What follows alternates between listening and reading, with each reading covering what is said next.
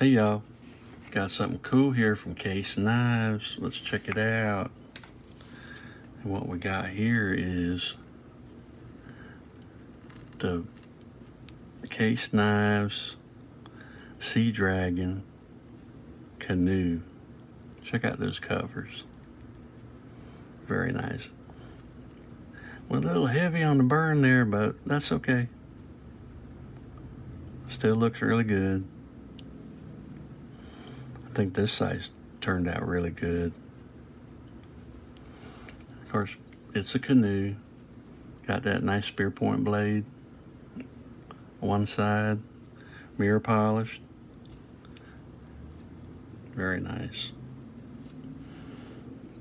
And the other side, got a nice pen blade.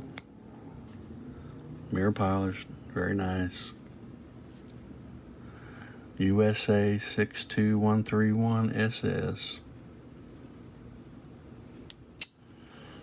And this has got them squared off bolsters. Really nice. I like that. It's got a good fit and finish. Got no problems stepping or gapping. Turned out really well. Alright y'all, tell me what you think of the Sea Dragon Canoe. This is Smoky Mountain Knife Works exclusive.